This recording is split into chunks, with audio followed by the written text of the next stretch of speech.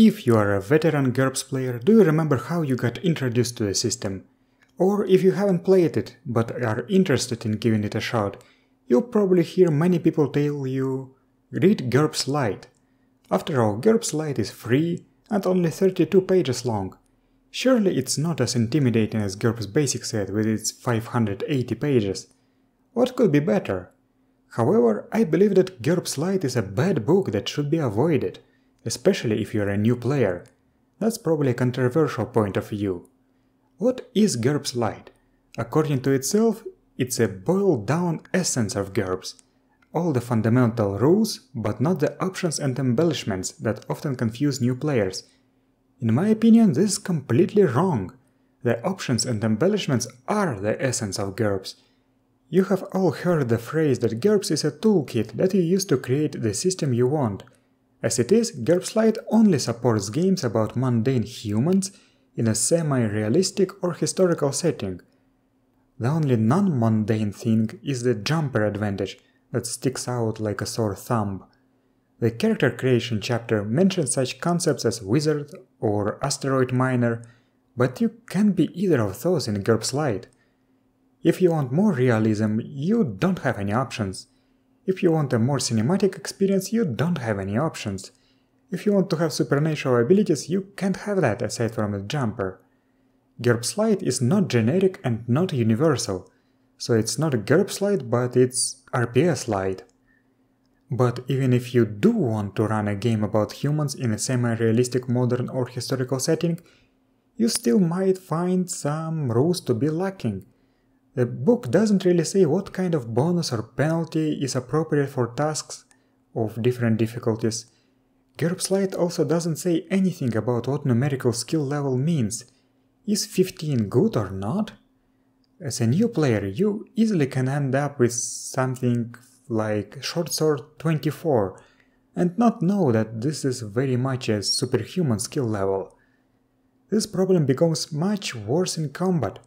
Tactical combat got axed, and even the bare-bones standard combat rules got cut down significantly.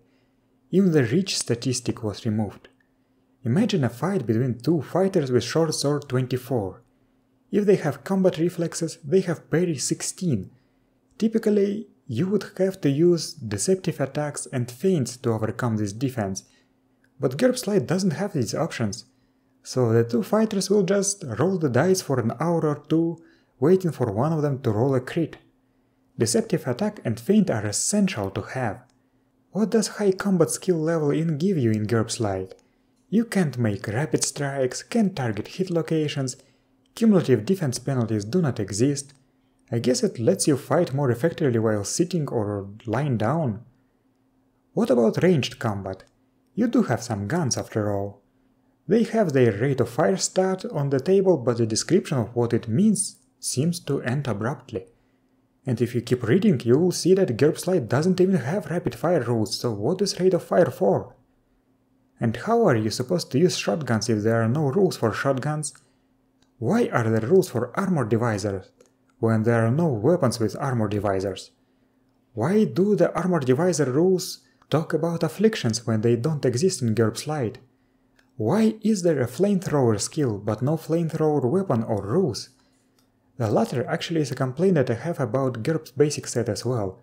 There are some skills that don't have weapons for them, such as liquid projector water cannon. I also feel that it misses some other crucial points of GURPS. For example, skill defaults. GURPS Lite has attribute-based skill defaults, but none of the skills default to one another. This is a very important part of GURPS that really had to be shown in the Lite version, but it wasn't. Skill defaults is something that makes a long skill list that for some reason intimidates many players actually not intimidating at all. Imagine getting used to only having attribute defaults and then relearning how skills work when you read GURPS Basic Set. On the positive side, I can say that the layout is good, and that I think that the information is presented in a more digestible order than in GURPS Basic Set. Overall, I would avoid GURPS Lite. I believe that while it does show off the resolution mechanics very well, it is a very bad representative of what GURPS actually is. It is dry and soulless, just like what many believe GURPS is. It's not generic or universal. It lacks important rules. If, back in the day when I was looking for another system after getting frustrated with D&D, I would start by looking at GURPS Lite instead of GURPS Basic Set, I would definitely discard GURPS as an option. I feel that GURPS Lite does a better job turning new players off GURPS than making them interested in the system, and that recommending it to new players is just plain bad advice. But anyway, that's my opinion. Did you have a different experience? Would you recommend GURPS Lite? I have heard that GURPS Lite for the 3rd edition was much better, but I haven't read it. Are you aware of any differences? Feel free to tell me in the comments. As always, thank you for watching and I will see you next time.